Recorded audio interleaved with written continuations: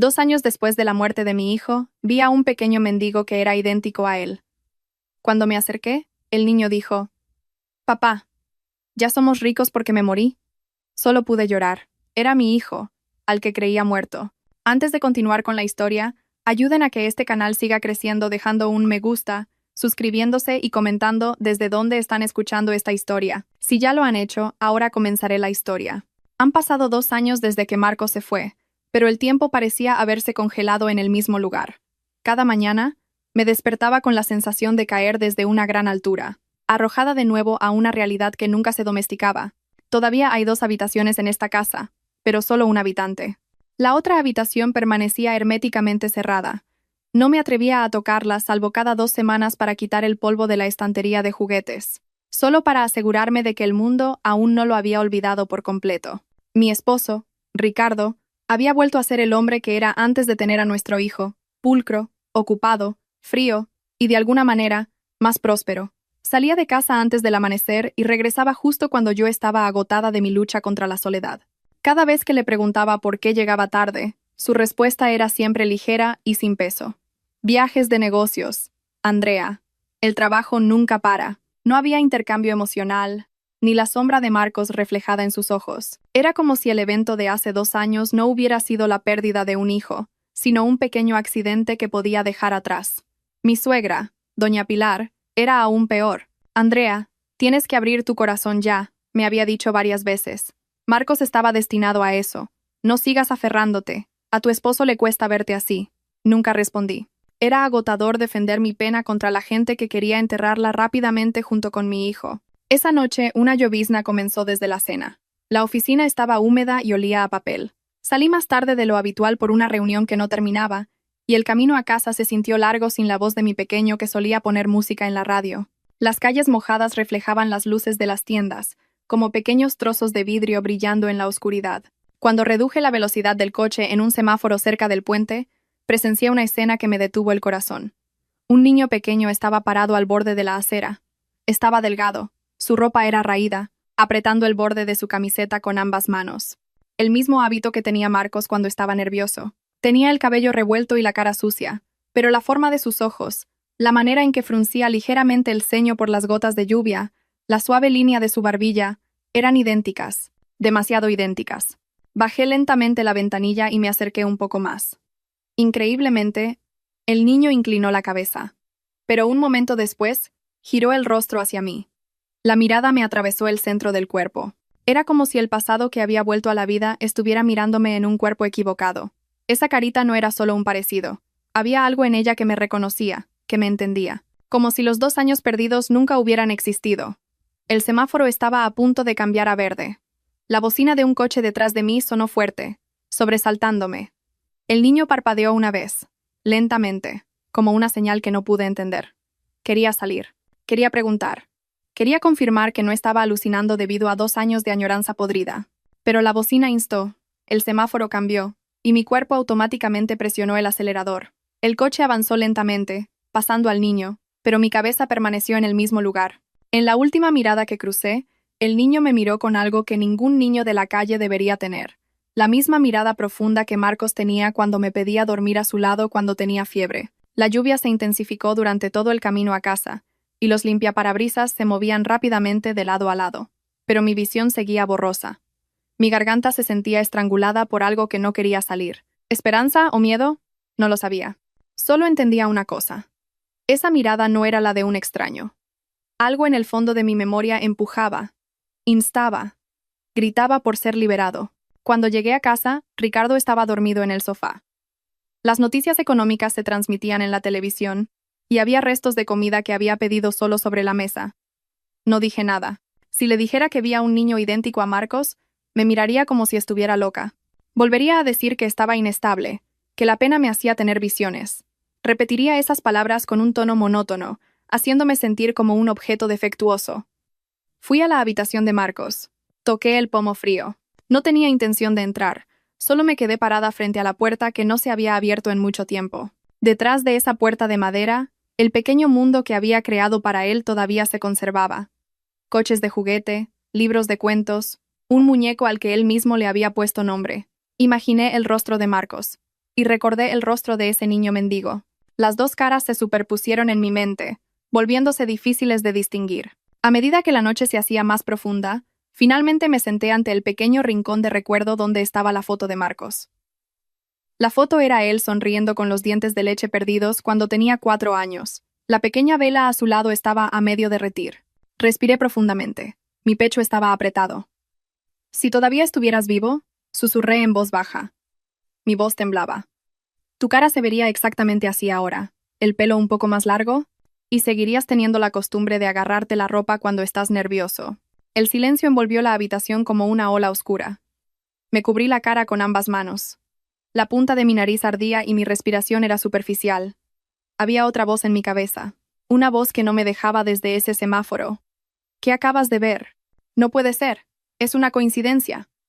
Levanté la cabeza y miré la foto de Marcos una vez más. Sus ojos en la foto parecían mirarme con ternura y calidez, como cuando me pedía que lo abrazara porque le asustaba la oscuridad. «Si de verdad eres tú», susurré casi inaudiblemente, «dame una señal, para que tu madre sepa cómo rescatarte. Por favor, dame una señal». Afuera, el viento soplaba y golpeaba la ventana. La luz de la habitación parpadeó una vez, como si fuera a apagarse, y cuando la vela del rincón de recuerdo de repente tembló su llama y se apagó sin razón, se me erizó la piel. Algo había cambiado esa noche, algo sutil, tenue, pero inconfundible.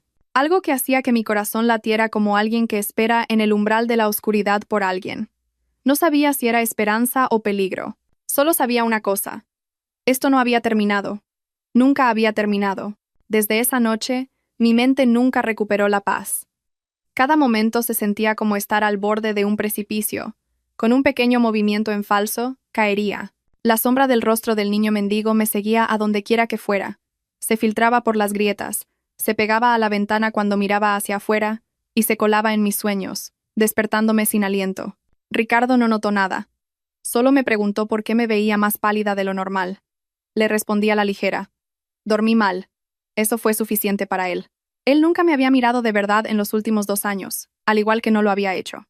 A veces me preguntaba si seguíamos siendo un matrimonio o 2 extraños que vivían en la misma dirección. Esa tarde, intencionalmente tomé una ruta más larga para volver del trabajo. Conduje por el mismo camino que la noche anterior. Mi corazón latía demasiado rápido, demasiado fuerte, sintiendo que iba a salirse de mi pecho. Me detuve en el mismo lugar de ayer, el semáforo cerca del puente. La lluvia de hoy no era fuerte, solo una llovizna como niebla de agua. Y allí, en la esquina de la acera, el niño estaba parado de nuevo. La postura de su cuerpo era la misma, agarrando el borde de su camiseta y agitándolo ligeramente, un hábito que Marcos solo hacía cuando estaba nervioso o soportando el frío. Abrí un poco la ventanilla. Mi pecho se calentó. El mundo se hizo pequeño, centrándose solo en ese niño. Esta vez, la luz verde no me dejaría ir. Tan pronto como el semáforo se puso amarillo, estacioné el coche a un lado de la carretera y salí. Mis pasos temblaron mientras me acercaba a él. El niño se puso rígido inmediatamente, como si estuviera entrenado para huir de un extraño que se acercaba. Pero cuando la distancia entre nosotros se redujo a 2 pasos, se quedó inmóvil de repente. Sus ojos se abrieron y se fijaron en mí. Como si yo fuera alguien que conocía, o alguien a quien había conocido antes. Mi voz estaba atrapada. «Nico, ven aquí. La señora quiere preguntarte algo». No se acercó ni huyó. Lentamente me agaché, tratando de igualar su altura. Olía a agua de lluvia, tierra mojada, y el sudor de un niño que había pasado demasiado tiempo en la calle. Mis manos temblaron. Quería tocarlo, pero me contuve. Había algo en su rostro. La línea de sus cejas, la forma de su nariz, el ángulo de su boca me apretaron el corazón. La pequeña cicatriz sobre su ceja derecha, la misma pequeña cicatriz que Marcos se había hecho al golpearse contra la mesita de café en el salón, tenía un nudo en la garganta. «Nico, ¿cómo te llamas?». El niño abrió lentamente los labios. Su voz era muy pequeña, casi un susurro. «Señora, ¿papá ya es rico?». Gracias a que yo morí. El mundo se derrumbó a mi alrededor. El tráfico se desvaneció, el sonido de las motos cesó, el viento se detuvo. La frase se sintió como si me apuñalara directamente el pecho. Un líquido caliente humedeció mis ojos incontrolablemente. Me cubrí la boca para no sollozar, pero mi cuerpo tembló incontrolablemente. El niño parecía arrepentirse de haber dicho eso. Se cubrió la boca apresuradamente con el dorso de la mano. Un gesto demasiado adulto para un niño tan pequeño. Sus ojos miraron ansiosamente de izquierda a derecha, como buscando a alguien a quien temer. «Nico», mi voz se quebró. «¿Quién te dijo eso?». No respondió y dio medio paso hacia atrás. Desde la distancia, se escuchó la voz de un hombre adulto. Una voz áspera y feroz. «Nico, ven aquí. No te alejes». El niño se estremeció fuertemente. Sus hombros se tensaron y su respiración se aceleró. Me miró por un momento. Esa mirada llena de miedo era tan profunda que quise abrazarlo de inmediato y llevármelo lejos de quienquiera que lo hubiera roto. Pero antes de huir siguiendo la voz del hombre, dio medio paso hacia mí, lo suficientemente cerca como para susurrar cerca de mí. «Señora, no le diga a papá que me vio. ¿De acuerdo? Si no, me va a castigar». Me sobresalté como si me hubieran abofeteado con algo invisible. «Papá». Esa palabra golpeó mi corazón más fuerte que cualquier cosa en los últimos 2 años. No un vigilante, ni un señor, ni un hermano, sino papá. Mi cuerpo se tambaleó. «Nico, ¿quién es tu papá?». Forcé la pregunta con una voz casi extinta, pero el hombre de antes ya se había acercado y agarró el brazo del niño bruscamente. «Te dije que no te alejaras. Vamos a trabajar rápido». El niño inclinó la cabeza. Parecía acostumbrado a ser arrastrado así, pero antes de que su pequeño cuerpo fuera arrastrado por completo, me miró de nuevo. La misma mirada que Marcos tenía cuando temía quedarse solo en otra habitación. Quería perseguirlos, quería gritar, quería detener a ese hombre. Pero mis pies estaban clavados en el suelo. Me ahogué, mi cuerpo se congeló, y mi mente estaba en caos. Todo lo que pensé que había enterrado hace 2 años de repente reapareció, vomitando las heridas que había reprimido por la fuerza. Volví al coche con manos temblorosas. Me detuve a mitad de camino, apagué el motor y lloré en silencio. Volví a casa mucho después. La casa estaba oscura, solo una tenue luz encendida en el salón. Ricardo aún no había regresado. Fui al rincón de recuerdo de Marcos. Me senté en el suelo con el cuerpo aún tembloroso. Miré la foto durante mucho tiempo, como buscando una respuesta de esos pequeños ojos que una vez me miraron sin miedo. «Si de verdad eres tú», mi voz se quebró. «Mamá te encontrará. Mamá te traerá a casa». Silencio. Pero en ese silencio, sentí algo diferente a la noche anterior. No era pena ni desesperación. Por primera vez en 2 años, había algo pequeño, tenue, pero moviéndose en mi pecho. No era esperanza. Era algo más afilado. Duda. Y dentro de esa duda, había una pregunta que me hacía temblar entera. Si ese niño llamaba a alguien papá, ¿quién demonios era la persona de la que estaba hablando? Desde ese incidente, no pude dormir. Cada vez que cerraba los ojos, las palabras del niño golpeaban mi mente. «Papá, ya somos ricos porque me morí, señora». ¿Cómo podría un niño de la calle saber las palabras rico y muerte en una frase tan compleja? ¿Y cómo pudo hablármelo como si yo fuera parte de esa historia? A la mañana siguiente, me senté en la cocina durante mucho tiempo, mirando una taza de té que nunca toqué. Ricardo se estaba preparando para ir a trabajar, atándose la corbata en el salón. Observé en silencio su silencio, sus movimientos metódicos, cómo se ataba la corbata sin mirarse al espejo, como si se hubiera memorizado el contorno de su propio rostro. Después de la muerte de Marcos, apenas había observado a Ricardo. Yo estaba sumida en el dolor, y él estaba ocupado, viviendo la vida, arreglando los negocios, ocupándose de todo lo que yo había dejado porque estaba demasiado rota. Pero al mirar su espalda hoy, sentí una mano invisible apretando mi garganta. Recordé la última noche de Marcos en el hospital. El recuerdo llegó sin previo aviso, reproduciéndose como una película que no podía detener. Todo comenzó con una fiebre alta. Aún recuerdo a Marcos temblando en mi regazo esa noche. Su cuerpo estaba ardiendo como una pequeña bola de fuego. Estaba desesperada por llevarlo al hospital habitual. Pero Ricardo insistió en ir a otro hospital, que supuestamente tenía mejores instalaciones. «Tengo un médico conocido allí, Andrea. Así lo resolverán rápido», dijo. No pensé que fuera extraño. Cuando tu hijo está enfermo, tiendes a seguir a la persona que parece más segura. Y Ricardo parecía tan seguro esa noche. El hospital parecía limpio y ordenado, pero el ambiente era extrañamente frío. Las luces eran demasiado blancas, los pasillos demasiado silenciosos. El doctor Torres, quien estaba a cargo de Marcos, se acercó con un rostro inexpresivo, profesional, pero reservado. Esa era la única palabra que podía usar para describirlo. Reservado. Le daremos suero y un antipirético. Las complicaciones pueden progresar rápidamente si no se trata, dijo. Recuerdo que quise trasladar a Marcos a otro hospital cuando su fiebre no bajaba. Ricardo, vamos al hospital habitual, por favor. Pero Ricardo me agarró del hombro. Su voz era firme. No debemos trasladarlo. Dijo que el tratamiento ya comenzó. Trasladarlo solo lo pondría en peligro. Y el doctor Torres asintió, como apoyando totalmente a Ricardo. Hubo un pequeño temblor en mi estómago en ese momento, pero lo ignoré. Solo quería que mi hijo se curara. Esa última noche estaba demasiado agotada. Sentada en una silla, sosteniendo la pequeña mano de Marcos. Estaba semi-inconsciente. A veces abría los ojos, y luego los cerraba de nuevo. Una conversación que había ignorado antes ahora me apuñalaba como un cuchillo frío. Marcos susurró a la enfermera.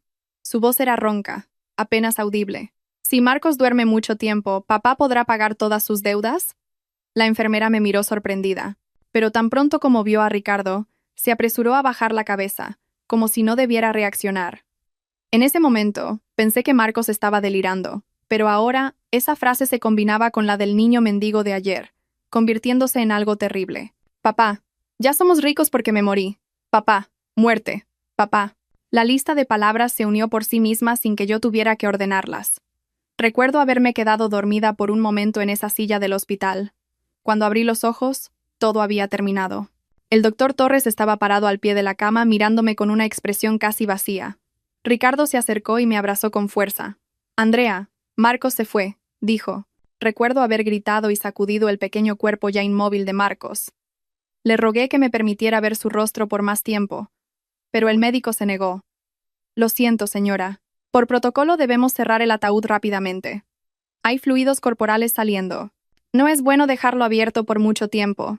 Fluidos rojos, dijo. Recuerdo que Ricardo apresuró el funeral. Él se encargó de todo.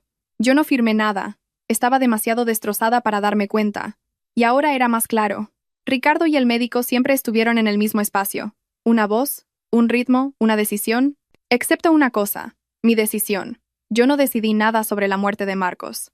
Todo fue hecho por mí. El recuerdo me arrojó de vuelta a la cocina. Me di cuenta de que me faltaba el aliento, como si hubiera corrido una larga distancia. Ricardo, que se estaba poniendo los zapatos, me miró de reojo. Andrea, ¿qué pasa? ¿Por qué estás tan pálida? Negué con la cabeza. Nada. Se levantó y se arregló la camisa.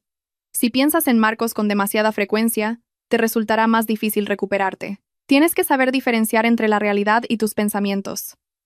Esa voz, la misma voz de hace 2 años, la voz que me hacía sentir pequeña y frágil, pero ahora, esa voz me hizo darme cuenta. Ricardo no era solo indiferente. Ricardo temía que yo empezara a preguntar. Me miró fijamente durante mucho tiempo, como evaluando si mi mente estaba despejada o si era peligrosa para él. Y por primera vez, vi algo en sus ojos. Algo que nunca había visto cuando todavía éramos una familia completa. Vigilancia. Me saludó y cerró la puerta. Pero antes de que la puerta se cerrara por completo, escuché a través de la rendija que estaba teniendo una breve conversación telefónica con alguien. Sí, ella está volviendo a ponerse extraña. Pero no te preocupes. Si sigue así, está a salvo. ¿A salvo? ¿De qué? La puerta se cerró. Mi cuerpo tembló. Pequeños recuerdos que antes había dejado pasar ahora volvían como piezas de un puzzle encajando en su lugar. Y cuando todo comenzó a conectarse, solo había una pregunta que se clavaba en mi mente como un clavo. Si de verdad hubiera perdido a Marcos esa noche, ¿por qué no me permitieron verlo por más tiempo? Más aún, ¿qué demonios pasó mientras yo dormía? La pregunta creció en mi cabeza, ahogando todos los demás sonidos, dejando solo una única conclusión, aterradora pero ya innegable. La muerte de Marcos era demasiado pulcra, demasiado rápida, demasiado oportuna para ser llamada destino. Desde esa mañana, mis pensamientos ya no pudieron calmarse. Cada palabra del niño mendigo, cada recuerdo de la última noche de Marcos en el hospital y cada pequeño detalle sobre Ricardo de repente comenzaron a entrelazarse como un ovillo de hilo que de repente encontraba un patrón oculto. Era como si una mano gigante hubiera estado presionando mi cabeza bajo el agua, y por primera vez en 2 años, salí jadeando a la superficie. Ricardo regresó tarde esa noche. Un tenue aroma a perfume caro que nunca usaba antes flotaba débilmente de su cuerpo. Parecía cansado, pero no el cansancio de alguien que ha trabajado duro. Más bien el cansancio de tener que proteger demasiadas cosas con firmeza. Me reuní con un cliente, dijo, dejando el maletín. El trabajo fue mucho hoy. No respondí. Observé cómo arreglaba sus documentos, su nuevo reloj, sus nuevos zapatos, el nuevo teléfono en su mano. Durante estos 2 años, muchas cosas nuevas habían aparecido en nuestras vidas. Cosas demasiado caras para el estado de los negocios de Ricardo de antes. Pero cada vez que preguntaba, la respuesta era siempre la misma. Es porque el proyecto salió bien, Andrea. ¿Qué era ese proyecto que salió bien que llegó inmediatamente después de la muerte de Marcos? Mientras él se duchaba, abrí su cajón. Había varios sobres bancarios y extractos de transacciones, con sumas que no eran sensatas. No las toqué, solo vi que la cantidad era demasiado grande para ser el resultado del negocio de Ricardo, que estaba casi en bancarrota hace 2 años. Un sobre estaba ligeramente doblado y sobresalía. A través de esa pequeña abertura, vi un número que inmediatamente debilitó mis manos y rodillas. Cientos de miles de euros. Exactamente la cantidad que Ricardo necesitaba para pagar sus deudas de antes. Escuché el sonido de la puerta del baño abriéndose y cerré el cajón rápidamente. Por primera vez en mucho tiempo, sentí miedo. No miedo a Ricardo, sino miedo a la posibilidad de que todo lo que había pensado que era destino pudiera haber sido un plan. Varios días después, fui al banco para gestionar los informes financieros de mi empresa. La empleada de atención VIP me recibió. Me sonrió amablemente y dijo palabras que congelaron mi cuerpo. Señora, ¿cómo está ahora? Espero que esté más estable después de recibir ese gran pago del seguro en aquel entonces. Lamento mucho lo de su hijo de nuevo. Me quedé parada, aturdida. El ruido de la oficina desapareció de repente. Lo siento. ¿Qué seguro? Mi voz se atascó. La empleada ladeó la cabeza y buscó en sus archivos una póliza de seguro médico y de vida a nombre de su hijo. El pago fue bastante grande. Su esposo se encargó de todo el papeleo. La póliza se hizo aproximadamente 1 año antes de la muerte de su hijo. 1 año antes. Eso significaba que Ricardo había contratado ese seguro sin mi conocimiento. Antes, cuando nuestra situación económica era mala, Ricardo siempre decía que no podíamos permitirnos pagar ni siquiera la prima del seguro para sí mismo.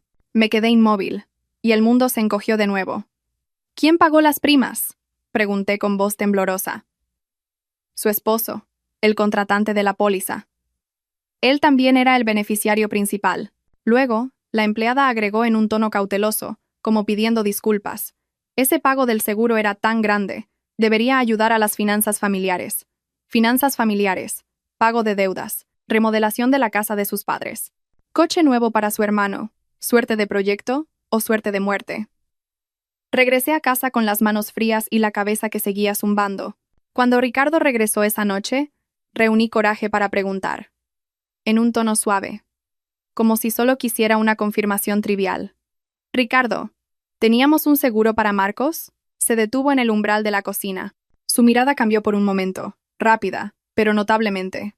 ¿Dónde escuchaste eso? Tragué saliva. En el banco. Rió brevemente. Una risa que ocultaba algo. Ah, Andrea, eso es solo un seguro de salud básico. No te lo dije porque pensé que no tendrías fuerzas para ver papeleo en ese momento. Me encargué de todo. ¿Por qué no me lo dijiste? Mi voz era suave, pero por dentro temblaba. Andrea. Se acercó y me miró desde arriba. ¿Qué te pasa? Pensé que estabas mejorando. Pero aquí vamos de nuevo. Tienes que saber que aún no te has recuperado. Me quedé en silencio. Ricardo me miró como a una paciente en un delirio. Si sigues hablando así, la gente podría malinterpretar. No me hagas parecer un hombre con una esposa inestable. Esa palabra, inestable, la misma palabra que le dijo al doctor Torres hace 2 años. También le dijo esa palabra a su madre. También se la dijo a mi familia, como si quisiera construir una narrativa sobre mí. Gaslighting. Borrado de rastros. Control de la narrativa. Todo era demasiado familiar, demasiado pulcro. Ricardo entró en la habitación y cerró la puerta. Me quedé parada en la cocina durante mucho tiempo, mirando el suelo vacío, dándome cuenta de algo que había ignorado hasta ahora. Ricardo no era solo deshonesto. Ricardo estaba ocultando demasiado, y cada vez que me acercaba a la verdad, elegía la forma más segura. Hacerme parecer una loca. Esa noche saqué mi teléfono y abrí un contacto antiguo. Abogada Ruiz, la abogada de la familia que había sido muy cercana a mi difunto padre. Mi mano tembló mientras marcaba. Después de varios timbres, la voz firme respondió. Sí, Andrea. Miré al suelo, tratando de contener el temblor en mi pecho. Abogada, necesito ayuda. La voz de la abogada Ruiz se volvió seria de inmediato. ¿Qué sucede? Respiré profundamente. Luego dije en voz baja, como una confesión que había intentado enterrar durante 2 años. Abogada, creo que. Marcos no murió de verdad. Hubo un breve silencio al otro lado del teléfono. Y luego la voz de la abogada Ruiz sonó muy baja, muy cautelosa, pero también muy segura. Nos vemos mañana. Y pase lo que pase, no le digas nada a nadie. Colgué el teléfono con las manos frías. Afuera, el viento agitó las cortinas suavemente. La casa se sentía diferente, como si todas las paredes albergaran un secreto que yo no había visto hasta ahora. Y por primera vez, sentí que algo se movía bajo la superficie de mi vida, algo que había esperado pacientemente ser descubierto, algo que exigía ser abierto, porque la verdad siempre encuentra una grieta, como un fluido rojo que intenta salir de una herida cerrada. Y esa noche, supe que acababa de abrir la primera grieta. La reunión con la abogada Ruiz fue en su oficina, llena de archivadores y documentos. El olor a papel viejo y café recién hecho llenaba la habitación, evocando un tenue recuerdo de mi padre, el hombre que había confiado plenamente en la abogada Ruiz antes. Sentada frente a ella por primera vez en 2 años, sentí que no estaba sola. Cuéntamelo desde el principio, dijo, suave pero firme. No oculté nada, lo conté todo. El niño mendigo, la forma en que me miró, la frase, papá, ¿ya somos ricos porque me morí? Desde la cicatriz en su ceja hasta el seguro de Marcos que encontré por accidente. Mi voz se quebró varias veces, pero la abogada Ruiz no interrumpió. Solo tomó notas meticulosamente. Cuando terminé de hablar, abrió un archivador que ya había preparado, como si supiera que vendría algún día. Durante los últimos 2 años, dijo en voz baja, he estado vigilando una cosa, ese hospital donde se declaró la muerte de Marcos. Mi corazón latió con fuerza. Sacó una copia de la póliza de seguro. No era mi firma. Era una firma falsificada. Fue sospechoso desde el principio, dijo. Antes de que su padre muriera, me pidió que vigilara de lejos si algo extraño le sucedía a la familia después de que él se fuera. Sentí un dolor punzante en el pecho. Mi lengua se congeló por el recuerdo de mi padre. La abogada Ruiz continuó. El pago del seguro de Marcos fue desembolsado en un tiempo anormalmente rápido. Inusualmente, la mayor parte fue inmediatamente a las cuentas de su esposo y sus suegros. No pude respirar por un momento. Ricardo dijo que era porque el proyecto salió bien, murmuré débilmente. La abogada Ruiz me miró fijamente durante mucho tiempo. Andrea, ¿dónde hay un pago de proyecto que se desembolsa días después de la muerte de un hijo? Me quedé en silencio. El mundo se sentía como si se estuviera desmoronando bajo mis pies. Eso no es todo. Hay otro informe. La abogada Ruiz empujó otro documento. En ese hospital, en los últimos 2 años, hubo varios casos de niños que murieron repentinamente, y varias semanas o meses después, nuevos niños de la calle con características muy similares aparecieron. Me quedé helada, como si estuviera diciendo, la muerte era solo un registro, no una realidad. El sonido del aire acondicionado en la habitación se sintió demasiado fuerte. Mis oídos zumbaban. Yo no era la única que sentía que algo andaba mal. Había un patrón, había rastros, y detrás de todo eso, había una estructura oscura. La abogada Ruiz tomó su teléfono. Me gustaría presentarte a alguien. Un momento después, la puerta se abrió y entró un hombre uniformado. Su rostro me resultaba vagamente familiar. Físico firme. Ojos penetrantes pero no amenazantes. Es el inspector Vázquez, dijo la abogada Ruiz. Su padre ayudó a su familia hace años. Es un hombre que tiene una deuda que pagar. El inspector Vázquez se sentó en la silla de al lado. He escuchado parte de la historia, y tengo fuertes sospechas de que esta organización no es pequeña. El hospital es solo una de las entradas. Tragué saliva. El inspector Vázquez me mostró varias fotos derredadas de niños de la calle que había hecho. Una foto borrosa aplastó mi corazón como una gran roca. Era el niño mendigo de ayer. Ropa harapienta, rostro sucio. Pero era él, este niño. Mi voz casi se extinguió. Lo llamamos Nico, dijo el inspector Vázquez. Tiene incoherencias sobre sus orígenes. Dijo que vivía en un lugar que olía a medicinas. Un lugar todo blanco. Podría ser un hospital. Temblé. Y una cosa más. El inspector Vázquez me miró seriamente. Ha mencionado un nombre. Mar. No Marcos. Pero fue suficiente para sospechar que la identidad del niño podría haber sido cambiada. La habitación parecía dar vueltas. La abogada Ruiz dijo, si de verdad es Marcos, no podemos hacer un movimiento en falso. Estas personas borran los rastros rápidamente. Si sospechan que sabemos, pueden trasladar al niño a otro lugar. ¿Qué debo hacer entonces? Mi voz se quebró. Necesitas acercarte al niño de nuevo, respondió el inspector Vázquez. Pero con mucha cautela. Lo vigilaremos de lejos y buscaremos quién lo controla. Mi vida de repente se sintió como un tablero de ajedrez oscuro. Cada movimiento tenía que ser exacto. Un error arruinaría todo. Respiré profundamente. Si de verdad es Marcos, no me importa cuán grande sea la organización, lo traeré de vuelta. La abogada Ruiz me miró profundamente. Había algo en sus ojos. Una mezcla de compasión, admiración y preocupación. Estaremos contigo. Pero Andrea, tienes que estar preparada para enfrentar una realidad que puede ser muy dolorosa. Asentí, aunque mi cuerpo temblaba. Si le pidieron al niño que fingiera su muerte, continuó el inspector Vázquez. Eso significa que estas personas tienen control total sobre su vida. Necesitamos saber quién es la persona a la que llama papá. Esa palabra, papá, me apuñaló de nuevo. ¿Papá de quién? ¿Ricardo? ¿Otro? ¿O alguien que dirige esta oscura organización? Cerré los ojos, tratando de recuperar el aliento. El mundo que solo había mirado de lejos estaba comenzando a revelar su oscuridad. Había un hospital, había una fundación, había niños desaparecidos, había dinero fluyendo, había una firma falsificada, y en el centro de todo, Marcos o Nico, o quien quiera que fuera, fue obligado a convertirse en otra persona. El inspector Vázquez se inclinó ligeramente hacia mí. Comenzamos esta noche. Vuelve a ese semáforo. Te seguiremos de lejos. Asentí. El miedo y la determinación chocaron en mi pecho, porque por primera vez sentí que mis pasos se dirigían directamente al centro del secreto que se escondía detrás de la tragedia que solo había pensado que era destino. Pero ahora lo sabía. El destino nunca es tan limpio, tan pulcro, tan silencioso. Había una mano que lo manipulaba, y esta noche tocaría esa mano por primera vez. Esa noche, la ciudad parecía contener la respiración. El cielo estaba nublado sin lluvia, y el aire estaba húmedo con el olor a asfalto recién secado. Las farolas reflejaban una luz amarilla pálida, como si se iluminaran a sí mismas. Conduje lentamente hasta el semáforo cerca del puente, el lugar que había cambiado toda mi vida hace 2 semanas. Dentro de mi chaqueta, había un pequeño micrófono escondido que me había dado la abogada Ruiz. Es ilegal, pero es para protegerte, dijo. El inspector Vázquez y otros 2 miembros de su equipo me seguían a varias cuadras de distancia, disfrazados de conductores normales. Pero incluso sabiendo que alguien me estaba vigilando, el paso que tenía que dar seguía siendo solo. Estacioné mi coche un poco lejos del punto original para no ser detectada. El semáforo acababa de ponerse en rojo cuando bajé. Fingí comprar una bebida en un puesto de la calle. Mi corazón latía tan fuerte que era un milagro que otros no lo escucharan. Y allí, el niño estaba sentado con las rodillas dobladas en la acera, dibujando algo en el suelo con el extremo de una pequeña rama. Cuando me acerqué, inmediatamente enderezó su cuerpo y se abrazó las rodillas, como preparándose para huir, pero su mirada me atrapó.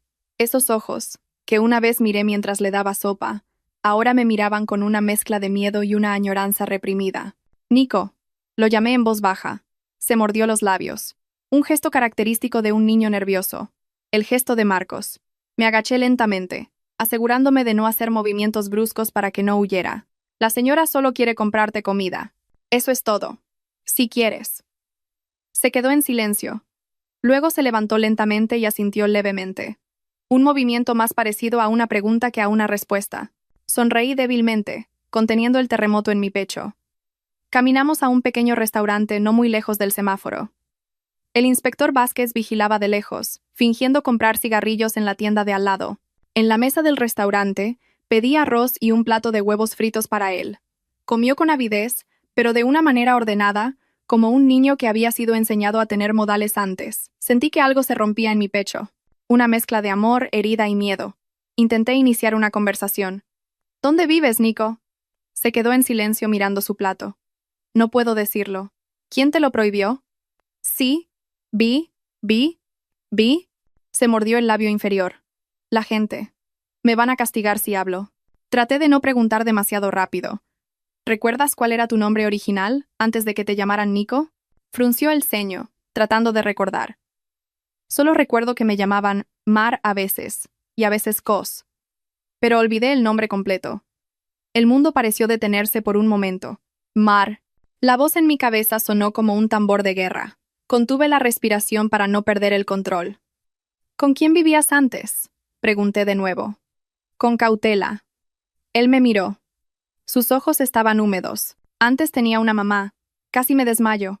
Pero, susurré, casi temiendo escuchar la respuesta. Pero mi mamá desapareció. Me cubrí la boca con el dorso de la mano para contener el sonido que estaba a punto de explotar. Continuó en voz baja. como repitiendo algo que un adulto le había enseñado. No debo decir que tengo una mamá, y debo decir que soy huérfano. Me mordí el interior de la mejilla hasta que sentí un sabor punzante. ¿Quién dijo eso? El niño bajó la cabeza bruscamente. Papá. Esa palabra me golpeó de nuevo con una fuerza destructiva. ¿Qué papá? No pude contenerme de hacer la pregunta, aunque sabía que podía hacerlo callar. Me miró fijamente durante mucho tiempo. Mucho tiempo. No era la mirada de un niño de la calle. Era la mirada de alguien que conocía el dolor de la pérdida pero no sabía cómo expresarlo. Papá dijo que si dormía mucho tiempo, papá podría pagar la deuda, dijo en voz baja, como leyendo una nota de memoria truncada, y luego desperté en un lugar blanco que olía a medicinas. Mi cuerpo tembló. ¿Despertaste en el hospital? Mi voz se quebró. El niño asintió, pero cuando desperté, papá no estaba. La gente dijo que yo estaba muerto, así que tuve que ser Nico. Mis manos cubrieron mi boca.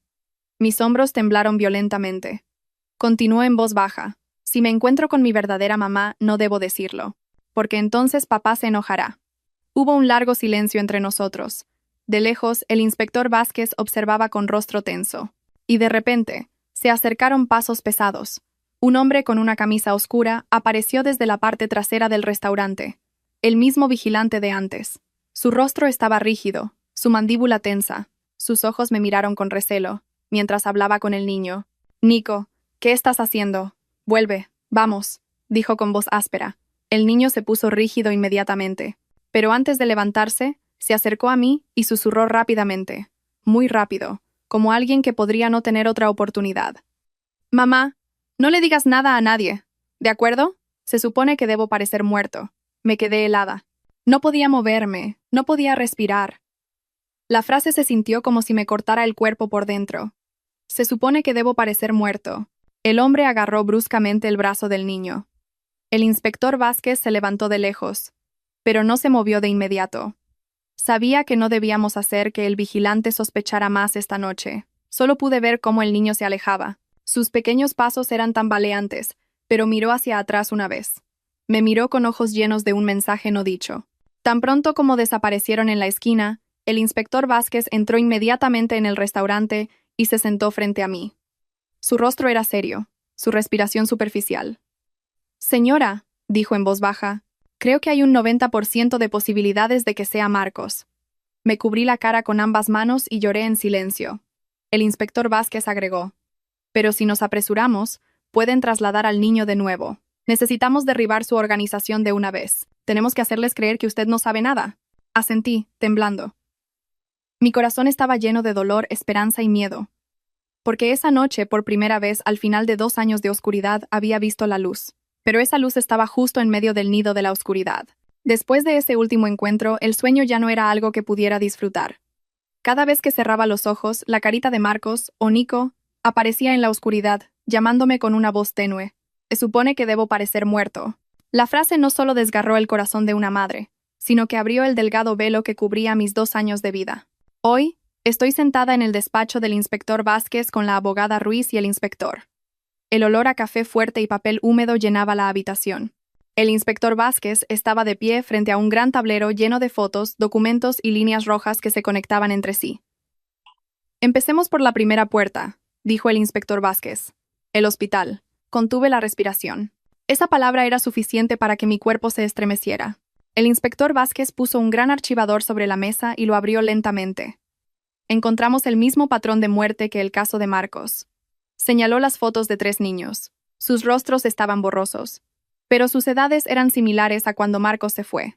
Estos niños fueron registrados como muertos repentinamente. Todos fueron tratados por el doctor Torres, y todas las familias recibieron un pago de seguro que no conocían antes. Apreté la silla con tanta fuerza que mis dedos se pusieron blancos. La abogada Ruiz continuó. En los registros de la administración del hospital, hay varios registros que han sido eliminados, o para ser más precisos, forzados a desaparecer, pero encontramos un archivo incompleto que se mantuvo manualmente. Puso el historial médico con la fecha de la muerte de Marcos. Sentí que mi cuerpo se congelaba. En la esquina inferior estaba la firma del doctor Torres y, justo al lado, la firma de Ricardo. El inspector Vázquez dijo en voz baja, «Esto no es común. Un esposo no necesita firmar documentos específicos a menos que sea una transferencia de paciente, una reclamación especial o una decisión de consentimiento de emergencia. Miré el documento durante mucho tiempo, demasiado tiempo. Ricardo firmó algo el día que Marcos fue declarado muerto, pero yo no escuché nada en absoluto. El inspector Vázquez presionó un botón del mando a distancia. La pequeña pantalla de televisión en la habitación se encendió. Mostró una grabación de CCTV del hospital a la que solo se podía acceder internamente. Un vídeo que había obtenido después de mucho esfuerzo. El vídeo en blanco y negro mostraba el pasillo del hospital hace 2 años. La hora marcaba las 4:07 a.m. El inspector Vázquez detuvo la grabación en un fotograma. Me quedé mirando la pantalla, sin respirar.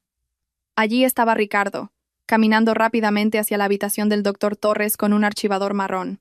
Horas después de que Ricardo me informara que Marcos había muerto. ¿Por qué estaba él allí? Susurré con voz casi extinta. Nadie respondió. Porque la respuesta era demasiado obvia y demasiado horrible para decirla en voz alta. El inspector Vázquez continuó la grabación. Varios minutos después, una mujer vestida de traje con una identificación con el logo de Fundación Infantil apareció. Entró en la misma habitación. Y luego, el vídeo mostró a 2 enfermeras empujando una pequeña cama cubierta con una manta hasta la cabeza. Temblé violentamente. Eso no es un ataúd, ¿verdad? Mi respiración se cortó. No lo es, dijo el inspector Vázquez. No lo es. En el vídeo, la pequeña cama fue trasladada a la puerta lateral del hospital, no a la morgue. Sin ataúd, sin procedimiento, nada era normal. El niño en la cama, cubierto con una manta, fue sacado como contrabando. El inspector Vázquez apagó la pantalla. La habitación se sentía muy pequeña, como si las paredes se acercaran lentamente hacia mí. La abogada Ruiz dijo: «Andrea, ¿recuerdas? ¿Viste a Marcos después de que fue declarado muerto?» Rebusqué en mis recuerdos. Las escenas eran borrosas.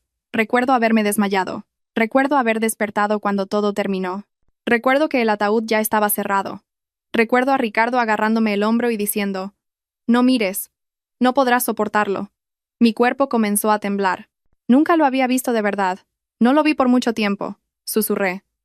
Solo vislumbré justo antes de que se cerrara el ataúd, y esa extraña sensación me invadió de nuevo. La sensación de que algo andaba mal esa noche. El inspector Vázquez me entregó un último documento. Una foto de la solicitud de pago del seguro que se desembolsó días después de que Marcos se fue. La sección de firma del beneficiario. Se parecía mucho a mi firma, pero no era mía. Me cubrí la boca con las manos. Las lágrimas cayeron silenciosamente. La abogada Ruiz tomó mi mano. «Andrea, solo esta falsificación de firma es suficiente para abrir un caso importante, pero necesitamos un último paso. Prueba de audio». El inspector Vázquez agregó: «Necesitamos que Ricardo hable, y la única persona que puede hacerlo hablar eres tú». Levanté la cabeza con los ojos enrojecidos. «Él nunca confesará». «No necesitamos que confiese todo», dijo el inspector Vázquez. «Tu misión es hacerlo sentir arrogante, hacerlo sentir que no sospechas nada, para que se sienta a salvo».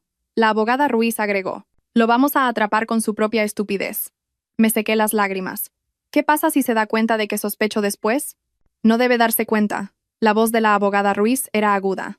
El inspector Vázquez se inclinó y me miró profundamente.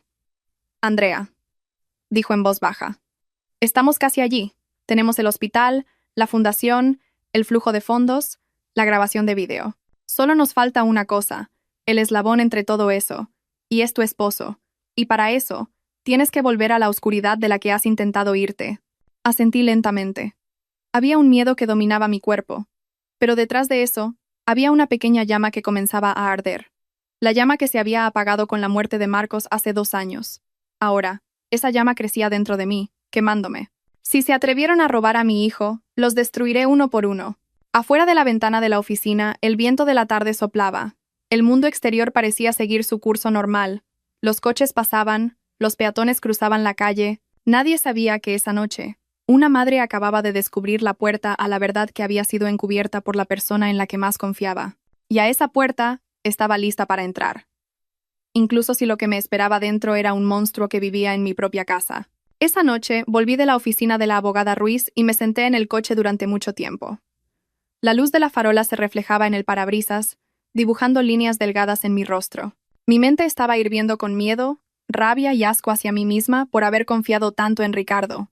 El inspector Vázquez y la abogada Ruiz me dieron la tarea más difícil.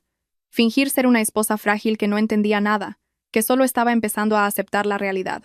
Y en esa guardia baja, induciríamos a Ricardo a soltar parte de su secreto. La estrategia era simple pero mortal. Hazlo sentir seguro. Hazlo hablar.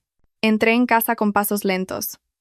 Ricardo estaba sentado en el salón jugando con su teléfono y viendo las noticias. Me miró de reojo y sonrió levemente. ¿Dónde estabas? Es bastante tarde, dijo casualmente. Tragué saliva, enterrando profundamente todos los vídeos de CCTV, la firma falsificada y el rastro de dinero en mi corazón. Tenía que parecer vacía. Solo salí a caminar un poco. Para cambiar de aire, respondí en voz baja, sentándome a su lado. Me miró. ¿Cambiar de aire? Sí, dije, forzando una sonrisa. Estoy cansada de pensar solo en Marcos. Yo también quiero vivir una vida normal ahora. La mirada de Ricardo cambió. Había algo en ella. Un alivio muy rápido pero claro, como si una carga en sus hombros se hubiera liberado de repente. Eso es un buen pensamiento, dijo. Tienes que seguir adelante. Me reí levemente, forzadamente. Sí, incluso pensé que deberíamos mudarnos. Hay demasiados recuerdos de Marcos. Ricardo se estremeció por una fracción de segundo, un momento fugaz, pero fue suficiente. Continué, fingiendo ingenuidad. Podríamos usar el dinero del seguro de Marcos para el pago inicial de la casa nueva, ¿verdad? La habitación se quedó en silencio de repente. Ricardo me miró más tiempo de lo habitual. Lentamente dejó su teléfono. Su expresión cambió. Por primera vez, porque yo reconocí algo que él pensó que nunca me daría cuenta. ¿Sabías sobre eso? Su voz era baja, pero afilada. Bajé la cabeza, fingiendo inquietud. Sí. Sé que te encargaste de eso. Supongo que estaba demasiado sensible en ese momento para querer escuchar sobre dinero. Solo esperaba que Marcos no se hubiera ido en vano. Ricardo se reclinó en la silla. Su rostro se volvió ligeramente arrogante, como si su posición hubiera subido un nivel. Andrea, dijo, dejando escapar un largo suspiro. Lo hice todo por nosotros. Tienes que entenderlo. No lo miré. Lo dejé hablar. Usé ese dinero para pagar deudas, para levantar el negocio, para nuestro futuro. La muerte de Marcos fue, sí, un destino desafortunado, pero no puedo dejar que todo se derrumbe también, ¿verdad? Así es como debe pensar un adulto. Mi corazón dio un vuelco. No se inmutó al mencionar usar la muerte de su hijo como combustible para su propia vida. Pero tenía que seguir actuando. Entiendo, Ricardo, susurré. Solo quiero que volvamos a ser felices. Quiero ayudar. Él mordió el anzuelo. Exactamente como había predicho la abogada Ruiz, el orgullo de Ricardo era el arma que podía apuñalarlo. Bien, dijo con alivio. Finalmente estás siendo realista. Se reclinó cómodamente jugueteando con su teléfono. Has sido demasiado sentimental todo este tiempo. Si sigues así, la gente dirá que eres inestable. Especialmente si dices cosas raras sobre Marcos. Esa frase de nuevo. La misma frase que usó hace 2 años para callarme. ¿Marcos? Fingí confusión. ¿Qué quieres decir? Ricardo se rió en voz baja. Bueno, eres propensa a decir cosas como si escucharas la voz de Marcos o que Marcos aparece en tus sueños. A menudo eras extraña, Andrea. Por eso tuve que encargarme de todo antes. Continuó, sin darse cuenta de que se estaba atrapando a sí mismo. Si no me hubiera movido rápido, ahora mismo estarías siendo tratada como una loca. Seguías a punto de desmayarte en ese entonces. Por eso tuve que tomar decisiones rápidas sobre el funeral, los documentos, todo. Documentos. La declaración que más necesitaba para vincular a Ricardo con esa noche. Bajé la cabeza aún más, interpretando a la esposa frágil y culpable. Lo siento, Ricardo. Si te causé dificultades. Sí, ahora estás hablando con sensatez. Me tocó el hombro. El mismo toque que antes se sentía cálido. Ahora hacía que mi piel quisiera huir de mis huesos. Continuó en tono condescendiente. Aunque quisieras tramitar el pago del seguro ahora, es demasiado tarde. Todo está invertido en el negocio. Pero no te preocupes, el rendimiento es bueno. El rendimiento es bueno. Rendimiento de la muerte, de la firma falsificada, del hijo que nunca fue enterrado. Sentí que mi cuerpo temblaba. Pero tenía que aguantar. Tenía que actuar hasta el final. Ricardo, susurré en voz baja, solo quiero que seas completamente honesto conmigo. ¿De verdad usamos ese dinero para pagar la deuda, verdad? Ricardo me miró. Y en su mirada había algo de lo que estaba orgulloso, una pequeña arrogancia nacida del alivio. Asintió débilmente. Sí, y todo está resuelto. Tienes que aceptarlo. No preguntes más. El pequeño micrófono en mi chaqueta grabó cada palabra con claridad. Un segundo después sonó el teléfono de Ricardo. Vio la notificación y sonrió levemente. Tengo que salir por un momento. Una cita importante. ¿Qué cita? Pregunté suavemente. Asuntos de negocios. No es algo que te deba preocupar. Agarró las llaves del coche y se fue sin mirar atrás. Tan pronto como la puerta se cerró, sentí que mis piernas se debilitaban. Me desplomé en el sofá, cubriéndome la boca con ambas manos. Detrás de las paredes de mi propia casa, esa podredumbre había estado viva todo el tiempo, y a mí me habían manipulado, con todo mi dolor y estupidez, para que nunca lo viera. Unos minutos después, sonó mi teléfono. Un mensaje de la abogada Ruiz. La grabación es clara. Tenemos lo que necesitamos. Le siguió un segundo mensaje del inspector Vázquez. Hemos detectado que el vigilante de Nico entró en las oficinas de la fundación esta noche. Se reunirán. Es la oportunidad. Mis manos temblaron mientras leía el tercer mensaje. Andrea, mañana revelamos todo. Cerré los ojos. Me ahogué. Ricardo pensó que estaba a salvo. Ricardo pensó que me había convertido de nuevo en una esposa sumisa. Ricardo pensó que había dejado de preguntar. Pero acababa de abrir la puerta al mundo que él había cerrado con llave. Y yo iba a entrar hasta la habitación más profunda. Porque a partir de esa noche era mi turno de cazarlos. Desde la mañana, mi cuerpo se sintió como si contuviera una tormenta que aún no había estallado. Cada paso se sentía como el eco de 2 años de dolor, 2 años de preguntas sin respuesta, y 2 años de ser forzada a creer que mi hijo ya estaba muerto. Pero hoy, la última cortina se levantaría. El inspector Vázquez me recogió frente a la oficina de la abogada Ruiz. Me entregó un chaleco que llevaría en el campo. El chaleco me ponía nerviosa, pero también me daba miedo perder el control. Si ves a Marcos primero, dijo con cautela. No corras, no grites. Espera nuestra señal. Asentí, aunque sabía que, si Marcos estaba frente a mis ojos, podría no ser capaz de contenerme. El sol estaba comenzando a ponerse cuando llegamos al edificio de la fundación. Por fuera parecía una oficina de bienestar social normal. El letrero colgaba pulcramente, con un logo de manos que envolvían un pequeño corazón. Un eslogan sobre niños de la calle que necesitan ser rescatados. Irónicamente, este lugar estaba ocultando un crimen detrás del nombre que se suponía que debía proteger. El equipo del inspector Vázquez ya estaba en posición. Estaban esperando la señal de una transacción de fondos entre la fundación, los intermediarios de niños y el personal del hospital. Esa era la señal de que todas las figuras importantes estaban en un solo lugar. En el coche de vigilancia, miré la pequeña pantalla que mostraba el CCTV portátil que el inspector Vázquez había instalado alrededor del edificio. En una esquina, el hombre vigilante que había arrastrado a Nico antes, ahora estaba llevando a varios niños a la puerta lateral, y en medio de ese pequeño grupo, había un cuerpo pequeño con ropa oversize de colores desvaídos. Su cabello estaba más largo que la última vez que lo vi, pero reconocí la silueta por la forma en que caminaba, lenta, cautelosa, como si estuviera lista para retroceder en cualquier momento si había peligro. Marcos, mi hijo.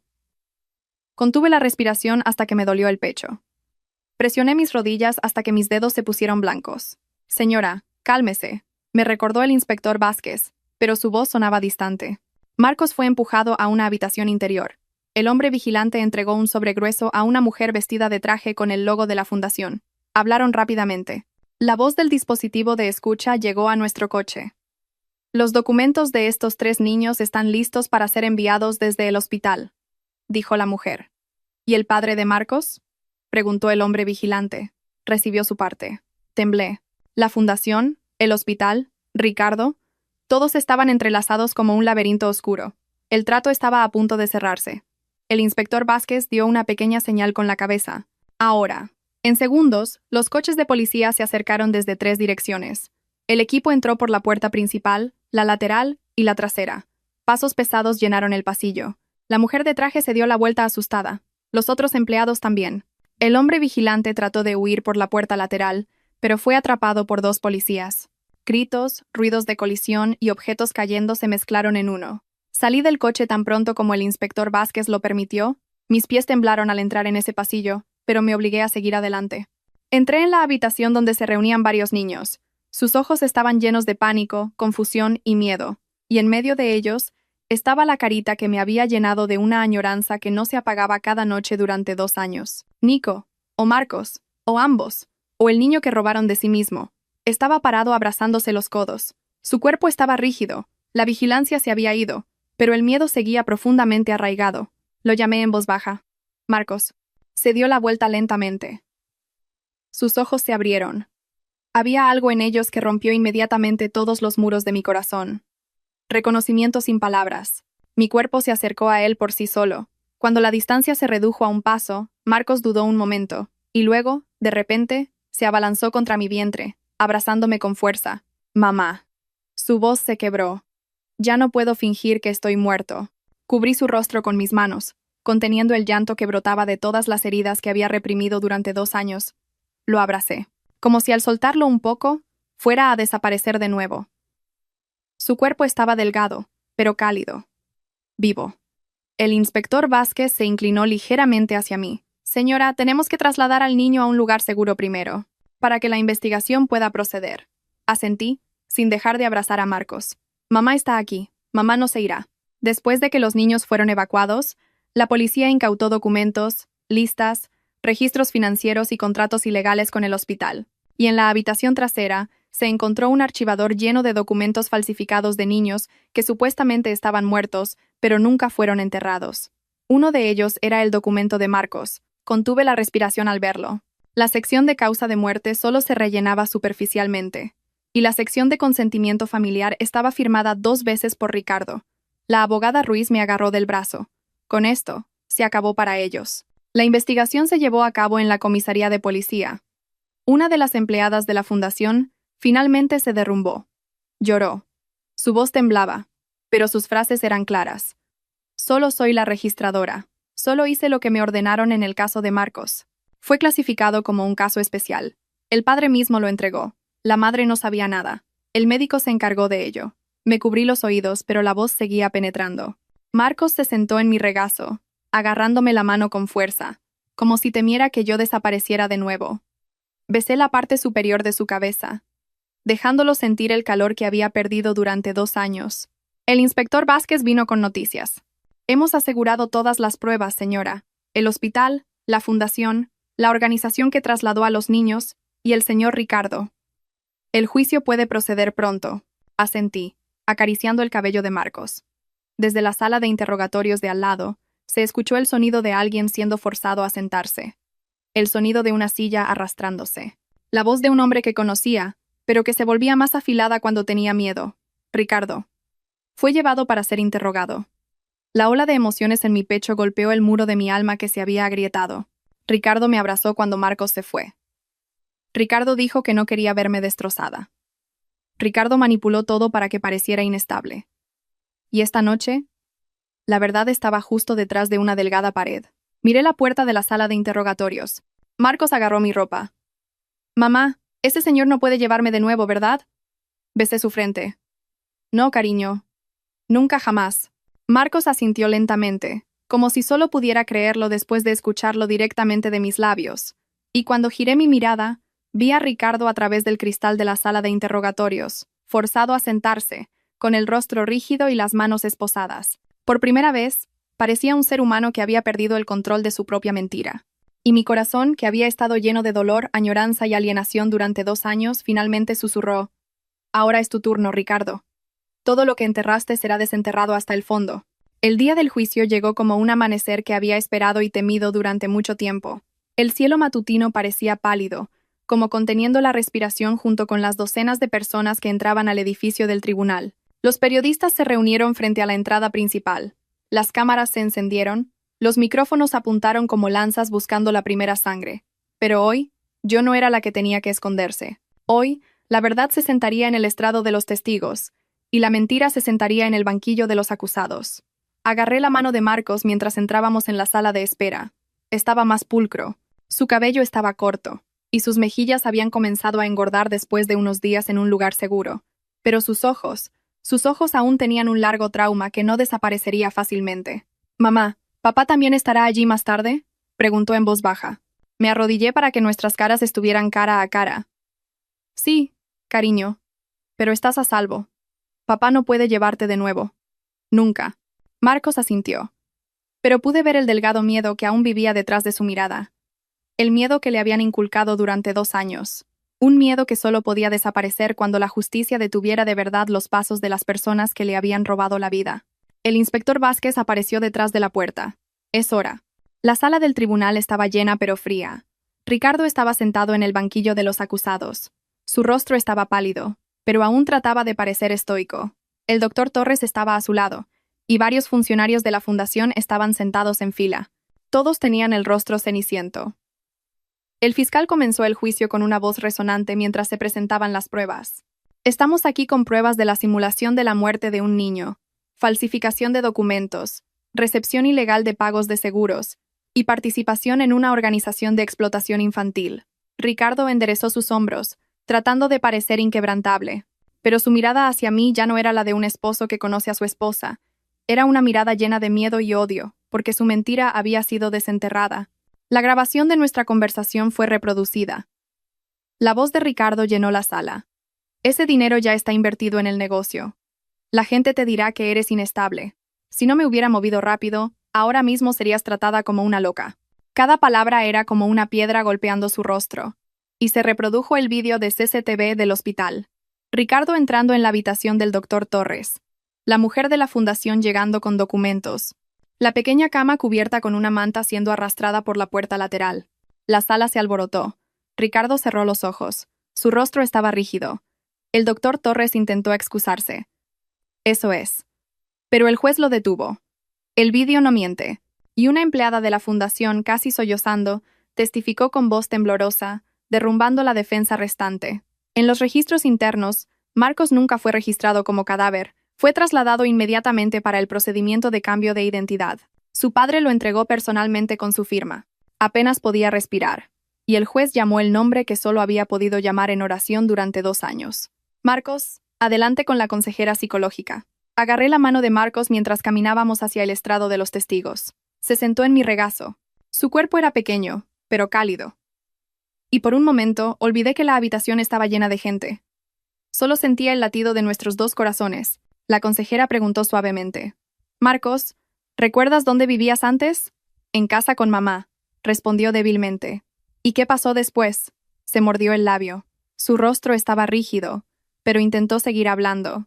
Papá dijo que si dormía mucho tiempo, papá podría pagar la deuda. Y luego desperté en un lugar blanco que olía a medicinas. Y luego la gente dijo que estaba muerto. Tuve que ser Nico. No debía decir que tenía una mamá. La gente en la sala se quedó en silencio. Se sintió como si todo el aire de la habitación hubiera sido succionado. Lo abracé con fuerza, dejando que mis lágrimas cayeran silenciosamente sobre su cabello. Ricardo se levantó.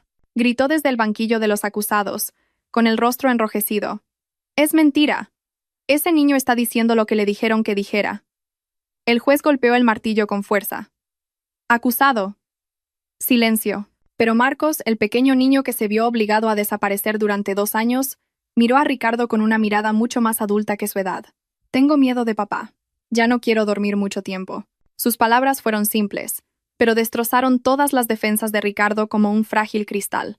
Después de eso, todo pareció moverse rápidamente. El juez golpeó el martillo y leyó el veredicto provisional.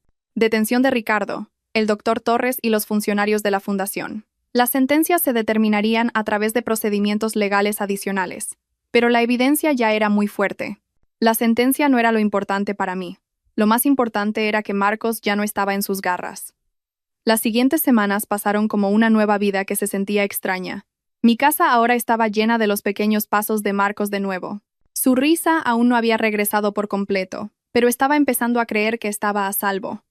El procedimiento de divorcio avanzó rápidamente. Gracias a todas las pruebas, el tribunal me otorgó la custodia total. Incluso parte de los activos de Ricardo fueron confiscados para compensar el daño que nos había causado a Marcos y a mí. La casa, la herencia de mi padre, se convirtió en el lugar donde empezamos de nuevo. Cada mañana, Marcos se sentaba a dibujar en la mesa. Cada noche, leía un cuento antes de que se durmiera para que supiera que el mundo no siempre era oscuro. 2 meses después de que el caso se cerró, estaba parada frente a un nuevo edificio con un letrero que me hizo humedecer los ojos. Fundación Niños de Vuelta a Casa, apoyada en su totalidad por el resto de la herencia de mi padre. A mi lado, la abogada Ruiz me dio una palmada en el hombro. Es un buen comienzo, Andrea. No solo sobreviviste, cambiaste. El inspector Vázquez se acercó con un nuevo archivador. Hay otros casos de niños desaparecidos. Necesito el punto de vista de una madre. Marcos corría por el patio con ropa nueva que él mismo eligió.